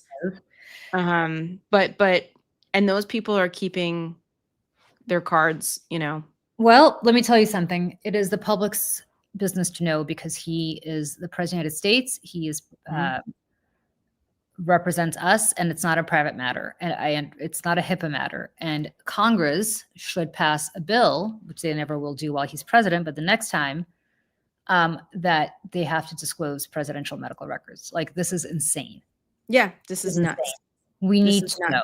We need to know what is happening. Mm-hmm. Yes, we do. And this guy has the nukes. And this is where, again, I will invite people to go watch House of Dynamite on Netflix, because it will give you an idea that even if we had a competent, democracy-loving president in the White House right now, which we do not, but if we did, still, how unprepared we would be if a nuclear missile were to head towards the United States and hit in the lower 48. We are unprepared. And the fact that Donald Trump not only has no idea what's going on, doesn't know where his nose is, and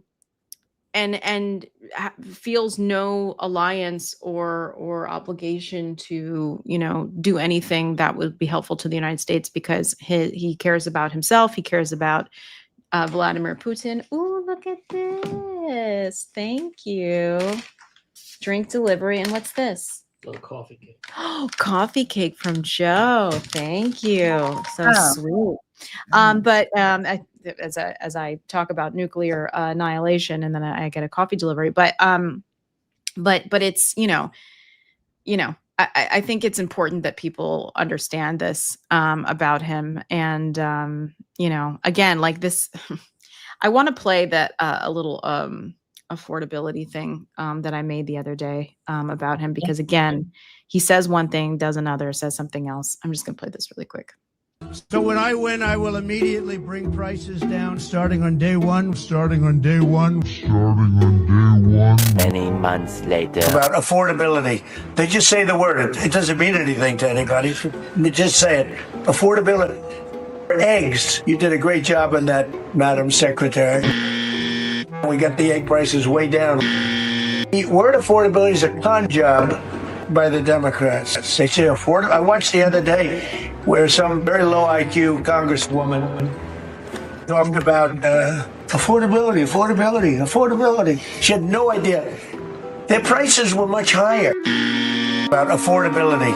They just say the word. It doesn't mean anything to anybody. They just say it. I mean, yeah. And that's the thing, is like, he's angry, because he's angry that like people aren't just buying it. He's like, I don't understand. Why are these people, why are these Americans, why are they so ungrateful? And that's why anytime he's asked about it, he gets angry. And, you know, so Eric Huddleston, cauliflower nose, correct. He did not look good. That's why I always try to do those close-ups with him. I try to get as close to his face as I possibly can with those videos. I was like, because people need to see it. People need to see what is going on. I mean, look, we're in a bad place, you guys, on so many different levels. And I think that's why Michelle yesterday said she'd had it.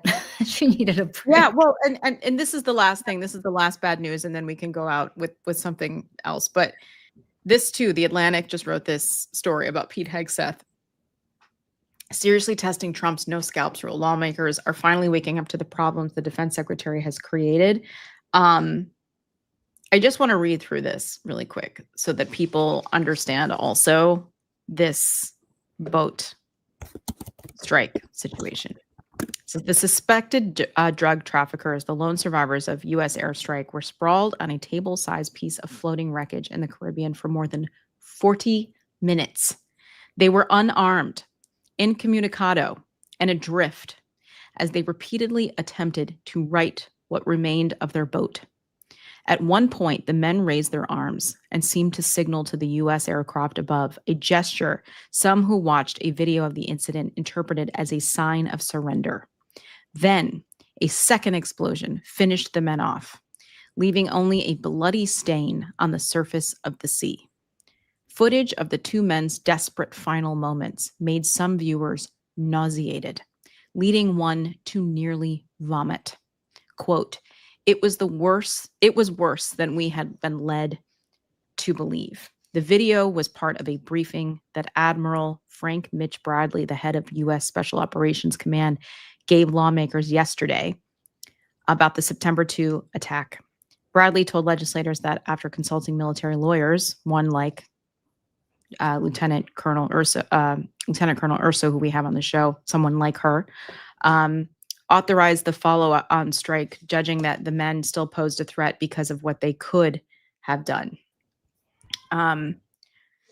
Radioed for help or been picked up with what remained of their cargo of suspected cocaine. The video suggested they didn't actually do any of that, but Bradley defended his decisions in the first episode of the Trump administration's campaign. So says Hegseth has denied the reports that he used the verbal no quarter order. The thing that's even just a little bit promising about this is that they're is some bipartisan outrage here. I want to play this clip from Jim Himes, who we're going to have on Yes. probably the first episode of the Mayday podcast. We'll have a long form conversation with him, and we want to talk to him about this, but I just want to play this really quick. What I saw in that room was one of the most troubling things I've seen in my time in public service. Under the DoD manual for abiding by the laws of armed conflict, the specific example given of an impermissible action is attacking a shipwreck. Any American who sees the video that I saw will see the United States military attacking shipwrecked sailors. People will someday see this video and they will see that that video shows, if you don't have the broader context, an attack on shipwrecked sailors. Julie? Yeah. I mean, what is there to say? I mean, I have a lot of questions for Jim Himes, and we're going to be saying it. I've looked at them. We're going to be saying it to him, and I have questions for him. But if what is written in the Atlantic is accurate, and I have no doubt that it is, Yeah. we are talking about murder. Mm-hmm. We're talking about the violation of the law under both military law and civilian law. Mm-hmm. We are talking about a war crime when we are not at war. And this is not just something for which Pete Hegseth needs to resign. This is something for which he needs to get prosecuted. Yeah. And I don't know if anybody here saw that clip of Tom I think he Cotton. should go to jail. Yeah. Oh, big time. And I don't know if anybody saw that clip of Tom I Cotton. haven't. Yeah, people are saying Tom Cotton in the chat. What's going on with that? Because I don't know about that. Tom Cotton was on CNN yesterday, I believe. Okay. And he was on the morning show. And he was asked on the morning show about this. And Tom Cotton kept saying that he thinks the president has the authority to do this. And he was being asked consistently, what authority does he have? Because you did not authorize the use of military force. You, a United States senator, never authorized this. And he said, well, Obama killed a Laki and he was an American citizen and he killed him with a drone and that was extrajudicial. Well, and the answer was, but maybe it wasn't, maybe it wasn't. But the excuse that Obama used, or the rationale that Obama gave for this, was that he had the use, he was authorized use of military force to go after ISIS and to go after Al-Qaeda. Mm-hmm. That no longer exists. And Cotton kept saying the president has the ability to do this. He can designate anybody as a terrorist organization, and he's now designated this regime as a terrorist organization, this regime being these drug runners, to which I say this, and he was not asked this question. If that is true, the president of the United States can walk up to anybody Yeah. at any moment. Mm-hmm. He can designate the Democratic Party Which they're already kind of trying to do. as a terrorist organization. Mm-hmm. And if that is true, that means that under Tom Cotton's rationale, anybody who's a registered Democratic voter, I am, Michelle, you are, Mm-hmm. are terrorists. And therefore, extrajudiciously, he could just come up here and, Mm-hmm. I mean, that's how Stalinist purges began. Yep. That is what Hitler did. And again, John Roberts' Supreme Court has given him complete immunity from doing anything illegal as long as it's deemed an official act. So I say all this to say, before we go, because we've been at this for over an hour and a half, we're living in a really, I know people keep joking like I want out of this timeline. We're living in a really dangerous time. I mean, a really dangerous time. We are the most powerful nation on earth with the most powerful military on earth and the largest economy in the world. And we're being run by a man who I believe has Alzheimer's, Mm-hmm. and who increasingly is getting more and more and more extreme. Mm-hmm. And- And unhinged, yeah. And if you know anything about this disease, which I sadly have learned a lot about recently, it leads to people getting angrier. It leads to people getting more out of sorts. Mm-hmm. That's very dangerous when you have this kind of power. And when you have a Congress who, rather than acting as a check, and a Supreme Court that rather than acting as a check, acts as an enabler. Yep. You know, that's terrifying. And you're seeing the result of this when you have somebody like Tom Cotton going up there and effectively saying, you know, it's fine. This is what he's designated. If he's designated this, then it's all okay. I mean, if that's the case, Mm-hmm. he's not, you guys, I just want to be realistic. He's not going to get impeached. He's not No. going to get impeached. It's a Republican Congress. He's not going to get impeached. Even if Democrats took over the House and Senate, you're still not going to have the 3/5 majority in the Senate to convict him and remove him from office. Like, it's not going to happen. It's not.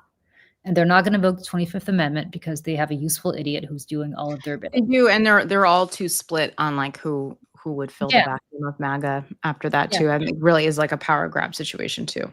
Mm-hmm. Yeah. And I mean, I don't know. Nobody wants J.D. Vance to be running. Be careful. No, nobody careful what likes you wish for. him. But even more than that, be careful what you wish for. You do not want J.D. Vance as president. Exactly. And meanwhile, by the way, did you see that at the national parks, by the way, they took that you can get in free on Donald Trump's birthday now? Did you see this? No. Yeah, just this will be the last thing. National parks cut free entry for MLK Day, but add Trump's birthday. So they got rid of free entry for national parks on Juneteenth and Martin Luther King Jr. Day, but added Donald Trump's birthday. I'm going to give you the list here. Which days are free? President's Day, Memorial Day, Flag Day. They're saying Flag Day, President Donald Trump's birthday. And since when does anyone care about Flag Day? Nobody cares. Independence Day, July 3rd through 5th. The birthday of the National Park Service, Constitution Day, Theodore Roosevelt's birthday, which makes sense because he's the conservationist, and Veterans Day. And, you know, it's being reported that Trump's birthday is being added because we all know that Flag Day is not anything anyone cares about. It's Trump's birthday, and that's why we had a military parade on his birthday. And the White House's rapid response team, you know, yelling at Peter Baker, a serious reporter from the New York Times, that it's Flag Day, you insufferable moron, which also happens to be President Trump's birthday. But you already knew that. You're sick and pathetic little Pete. So, you know. Well, maybe Lil Pete could become Secretary of State soon, since the last guy got called Lil anything was Little Marco. But well, Julie, maybe next Saturday, as long as the world doesn't end, we can talk about our Apple Music and Spotify replay list for 2025, and we can talk about, you know, what's the music we listen to the most. I can't do that. Because Why? Because my son uses my Spotify all the time. And so and you don't use Apple Music? No. And we did the rap thing, to see what the music was. Yeah. I mean, I don't even know who these people are, but let's just say it's a lot of Drake and Kendrick Lamar. And yeah. Okay. So, well, yeah. Well, not well, good. Maybe I can share mine. You can share yours. I just shared mine. It has nothing to do with me.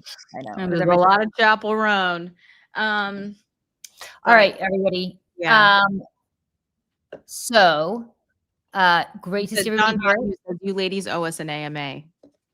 Yes. Oh, you an AMA. Well, We haven't you done know one in what? a while. We keep trying to do it and then we get off topic and we keep start. trying to do it on Fridays, but let me ask you guys a question, because this is all like before we launched, we kind of want to see what works and what doesn't. Yeah. You guys want us to do an AMA on Substack the way we've done them, or do you want us to do AMAs on the Mayday Morning Show on Fridays, or do you guys like keeping the morning show to news? Yeah. Like, that's what we're debating, because we could do it either way. It's just a question of how to do it. Yeah. Mikey said, is Tara and Joe not here anymore? So we had our last Over It show on Wednesday. And it's, you know, what has basically happened is we did this, we started doing, goodness gracious. Excuse me. We started doing the show about a year ago, and, you know, JoJo is building the Siren, which is her own network and platform with like a whole bunch of contributors and whatnot. And Tara's doing her Substack, and she's very busy with Seneca Project. And so Julie and I want to build this. And so because of that, it's just with schedules and whatnot, it's just very difficult to commit to schedule wise. So so the Saturday will always be Julie and me, maybe plus friends or friends of the show, and come on, and we And try to keep by the way, things. Tara will hopefully be on when she can. Yeah, Tara, the door is always open for Tara to come and join us. But there will no more Wednesday show. That's over. But this will always exist, at least with us.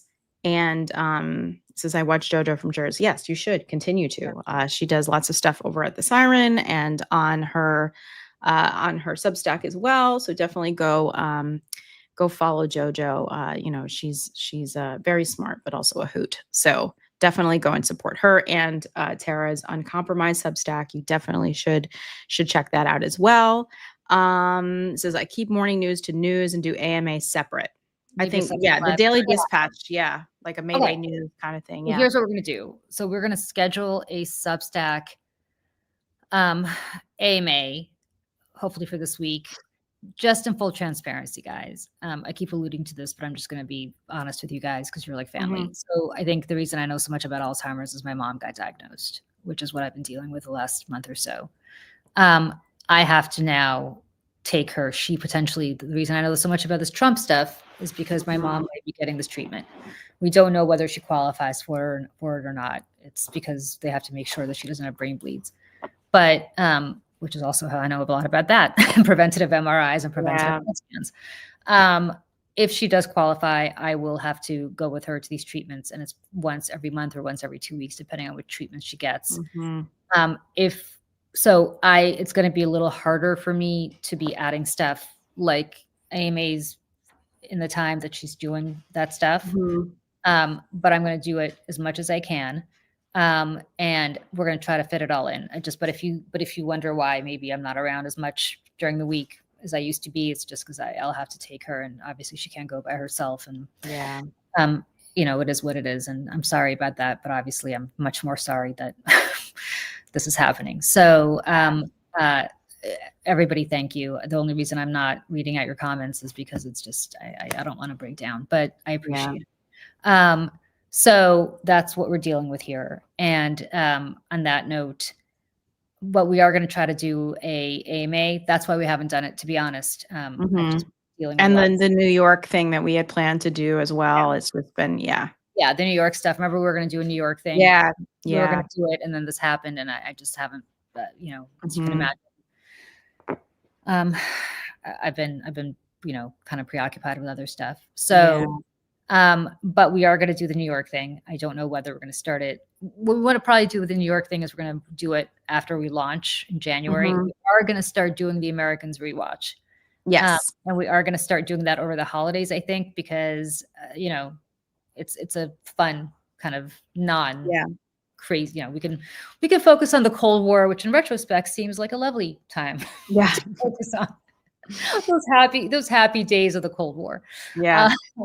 So we're going to do that. And that's what's happening. So, and I appreciate you guys. And I usually don't ever talk about, obviously, personal family stuff, but this community is such a family. I just felt I needed to be transparent with you about why all the plans that we had got put a little bit on hold for me. But we're also launching the Mayday podcast with Jim Himes, hopefully this week. As I said, we've got Congresswoman Bonnie Watson Coleman scheduled to come on too. We're going to keep, if you have ideas for who you want to hear from, any members of Congress, any members of the Senate, anybody else, any other guests, please let us know. Leave it in the comments for sure. Because we'll get them, or we'll read them. And is the New York concept something like from Anthony Bourdain? I wish it was something like from Anthony Bourdain. I wish I knew as much about food as Anthony Bourdain did to do this. The New York concept is that we both live in New York. We both love New York. And there are parts of New York that people don't know about because they're not from here. And when they come to New York, they go see the usual stuff. They go see the Rockettes around this time of year. They go see the tree. They go see the Empire State Building. They go all this stuff. Waj Ali, happy to have him on anytime. But lol. Get right on that. You know what? I would love to have Erica Kirk on. I don't think she'd come on, but I would love to have Erica. Oh God, no. Yeah. Love. I don't have anything nice to say to that woman. No. I'd love to have her on. I'd love to have her on and call her out. You know? I don't have a problem with that. I'm just not going to have liars on. If she's going to lie, Right. we'll cut her off. But if she wants to have an honest discussion about what she stands for, happy to do it. Don Reed, Joy Lemon, will work on it. No problem. Anna Applebaum, Ruth Ben-Ghiat, will do that. Work on it. And Mary Trump, work on it. Pete Buttigieg already working on it. Yep. So Kathy Griffin, you know what? That's a great idea. I Kathy love Griffin. Kathy Griffin. You know I'd what? be That is happy to a talk to great her. idea. We're gonna get Kathy Griffin. I Mhm. love that. She'd do I it too. She'd love do it. that. You would.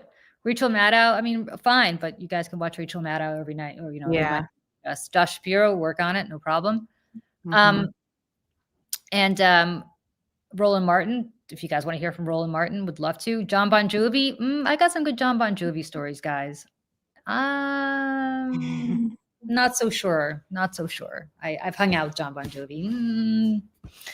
Does good work from a charity perspective, but Yeah. Chris Murphy, great. Happy Becca to- Ballant. We've had her Yeah, on. we'll have Becca Ballant. Brit. We'll have her back back. on. We love Becca Ballant. She's fantastic.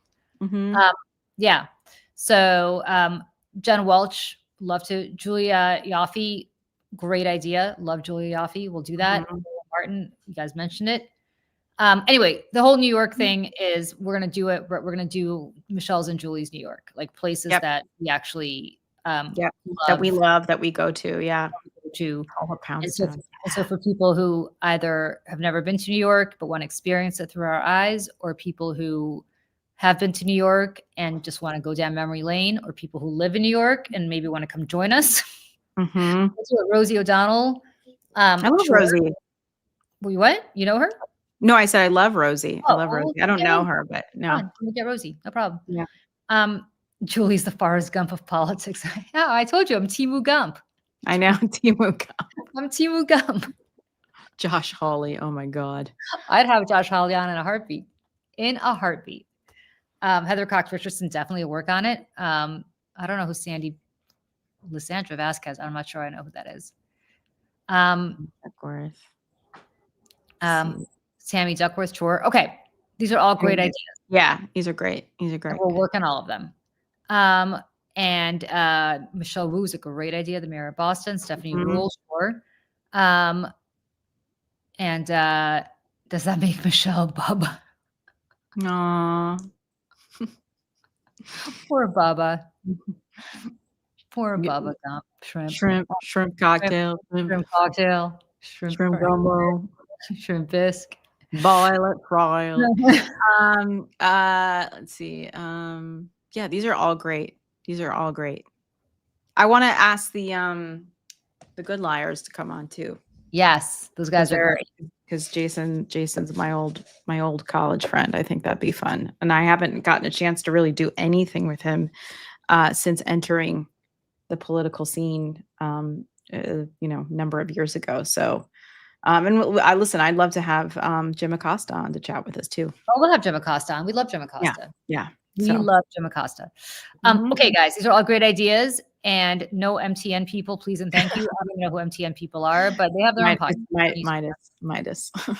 No, I know, but they have their. Yeah. That's what I'm saying. They have their own. Yeah. their own people. They don't need us. Yeah. Do you guys really want Liz Cheney on? Would that be interesting to you? Like, out of curiosity, I'm just curious. Do people really want to hear from her? Because it sounds to me like we kind of know what she's going to say. Amanda Gorman would be fantastic. I love Mhm. her. I want Colbert. He would never, but that's who I want. He I want might. Colbert. Mhm. Stephen Colbert, New Jersey's own Stephen Colbert from Montclair, New Jersey. I bet you, Colbert or Mark Maron. before all is said and done, that we will get Stephen Colbert on this podcast.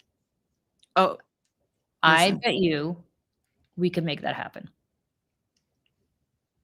Yeah, I've told you I know we got to go, but like my Stephen Colbert, like so a friend of mine who worked on The Late Show, I told him the story.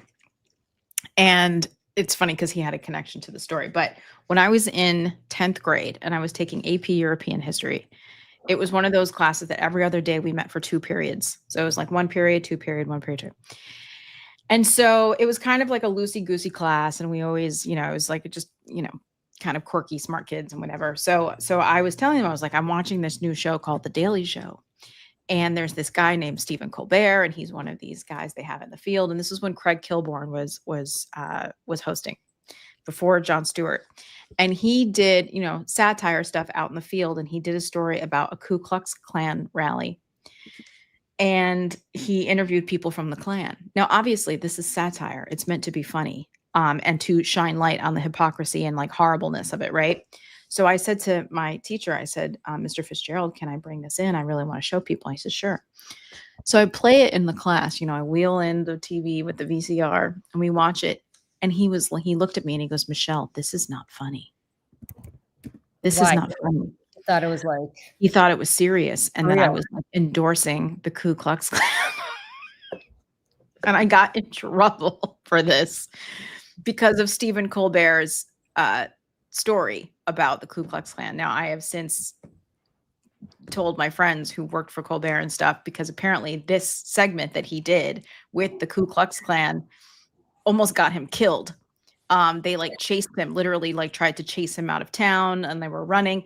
And he talks about this on it. And my friend had actually produced the segment where Stephen Colbert like goes back and tells the story. But anyway, and since then I've had numerous run-ins with Stephen Colbert. I sat next to him sitting watching a Tom Stoppard play. I had my friend was the audience coordinator at the Colbert Report. I've been to the show many, many times. I've talked to him.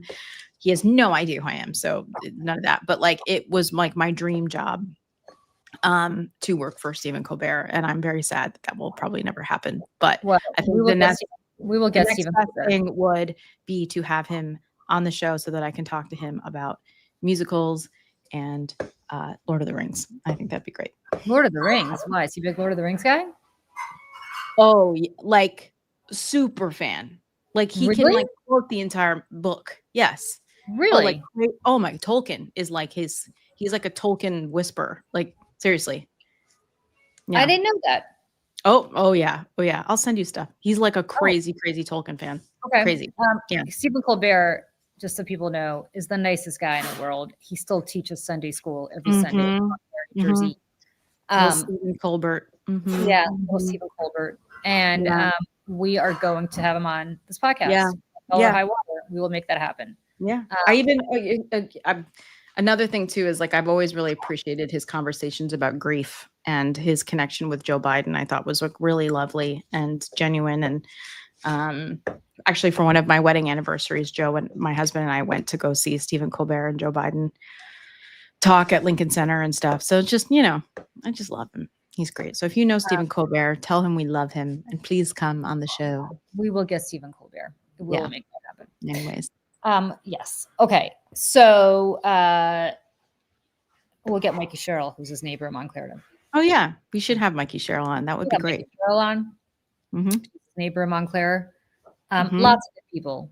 Lots and Yeah. lots of good people. Dancing. Ted I love Danson. that Conan. Oh my God. Do you guys I'd want to love hear? to have Conan on the show. You guys want to hear a funny Ted Danson story before we go? Yes. Really got to go. I got to take my son to squash. But you want to hear a Timu Gump story? Yes. Yes. This is a Timu Gump story.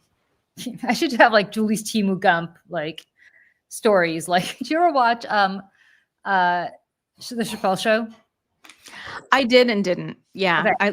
I wasn't like a crazy fan, but I did see some episodes. If anybody watched the Chappelle Show, they had Charlie Murphy, who was Eddie Murphy's brother, and they had like Charlie Murphy's True Hollywood Stories, and it was like always like Timu, like Eddie Murphy stories. This is like my Timu Gump story. So back in 1996, I was working for a congressman named Frank Pallone. Frank Pallone, in addition to many other things, is a massive environmentalist. Mhm. And, really big on, because he represents the Jersey Shore, very big on no bad stuff in the water. Mhm. Ted Danson is a huge environmentalist, which is how he and Larry David are such good friends. And Ted Danson ran, not ran, but I think he was like the chair of, I think it was called Clean Water Action, but I forgot. It was some big pro. Yeah. He's like a big them. He and his Big- wife, big- Mary big- Steenburgen. Right. Yeah. But it's pre-Mary, maybe, I don't know, maybe it's not pre-Mary Steenburgen, but anyway, this is back in the mid-90s. Mhm. I was putting together this fundraiser for Frank Pallone, and Frank Pallone was having Ted Danson come and be his guy. Mhm. And there was this, my friend, I forgot who this guy was, but he would always call, somebody who was a friend of mine, would always call and impersonate people. And he would always call an like he would like do a great like impression of anybody, right? And he did it to me all the time. So the morning of this fundraiser, I get a call and I hear, "Hi, Julie, it's Ted Danson." And I'm thinking, now I was 23 years old. And I hear, "Hi, Julie, it's Ted Danson." And I'm convinced that it's my friend. And I'm like, "Okay, Ted Danson." I'm like, "Whatever." And he's like, "Excuse me?" And I'm like, "Yeah, okay, Ted Danson. Like, you've done a goddamn like thing since Cheers. Like, you haven't done one interesting thing since Cheers." And I just hear this pause, and I could hear the confusion.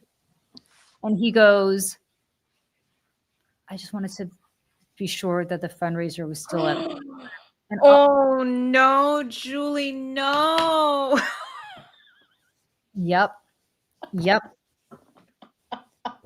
Oh yes. So terrible. Oh yes, that happened. Oh yes. Oh my God. I was like, Oh God. I No, don't know. Yeah. I was We like, have to have Ted Danson because he's got a we're podcast never- now. we're never invoking Why? best. You can like talk to him about it and be like, "I'm so sorry," and explain it to him. Well, no, I'm not gonna be like, "You haven't done anything interesting since Cheers," because that's kind of insulting. But anyway, so I was horrified. I have to go to this fundraiser now, like 5 hours later. Oh I no. don't introduce myself to him. I practically stay in the car. I'm so embarrassed and I'm so mortified. And by the way, I love Cheers. I worship Cheers. Yeah, I love Ted Danson. He's great. When Cheers ended, I was so good. I was sobbing when Cheers ended. Sobbing. I love everything Ted Danson has done. I love him and Larry. Like, I think he's You were like, just making a joke because you thought it was your friend I calling thought it him was my friend. But can you imagine if you're Ted Danson and you're hearing some 23-year-old person being like, "Fuck yeah, Ted Danson. All right. Like, you've done a goddamn thing since Cheers." I mean, talk I about wonder if he remembers this. I don't know. But I remember it. And I mean, like, it's all the more painful because unlike Tony Danza, I actually love Ted Danson. Right. And This I is know. why we have to have him on. This is why we should. You have to tell the story, and then we have to have Julie and Ted Danson meet again, and you're going to explain. Because I think he'd first of all laugh about it now, and he probably remembers this. I don't know. He probably remembers this. I have Cliff Clavin stories too. Cliff Clavin's a big Republican. I used to see him in Yeah, he is. He's like I Trumper. I used to see John Ratzenberger at Fox all the time. Yeah, I And was gonna say he's on Fox, or is he still alive? he was, I don't know, but he's still alive. He was on Yeah, Fox. He was on Fox. So yeah, I've got Yeah. Cliff stories. He like lives in Florida now or something. Yeah, right? they're not that good. Yeah, like John Ratzenberger Yeah. or whatever, like Yeah. our personality. But yes. Yeah. Those are the only two. And I met Rhea Perlman once. She was great. Oh, she's awesome. Love her. Yeah, she's great. But yes, the Ted Danson story. It's been, almost 30 He's years. got a podcast on Conan O'Brien's network now. He does. Mm-hmm. Him and Woody Harrelson, I think, right? Together, right? Oh, And really? they've got yeah. You got to watch Conan O'Brien's channel on YouTube. It's great. Okay. Well, I'm going to try to get Ted Danson on the show. Julie's Life would make a great movie like Timu Gump. Like it wouldn't be produced by like a real Hollywood studio. It'd be produced by like somebody with a handheld like camera. They have to like me. And action. Exactly. Just spend the day following Julie around as she meets not even famous people, sort of semi-famous people, and embarrassing. Isn't Woody MAGA? No, he's not. No. You should actually go and look. He tells a really, really funny story about Donald Trump, about him being a terrible person. So go look that up. Yeah. All right. We really have to go. I got to take my poor son is dying. I got to. Yeah. I got to go. Anyway, yes. I will save other Timu. If you guys keep mentioning these random people, I have many. I probably have a story. I probably have a story about that. I'm not Gump, but I do have many celebrity stories, having lived and worked in New York for the last 20 plus years, both as bartender and actor and all kinds of stuff. So I'll spill. I know. Yeah. Actually, this is a great idea. Oh my God. Yeah. Yeah. I know. We call it Timu Gump. True Hollywood stories. Not even Hollywood. Timu Gump, like true, like. Did you lifetime see Julie Rogumsky? Someone put Julie Rogumsky. All Oh, right. Michelle, don't forget. I promise I'll post this, and I will post the blue cheese martini recipe. If you don't like blue cheese, look away. But yeah. All right, everybody, good to see you. I'll try to think of other Julie Gump stories and for next week, and we will see you back here on Monday at 8 a.m. Bye, everybody. Well, bye everyone.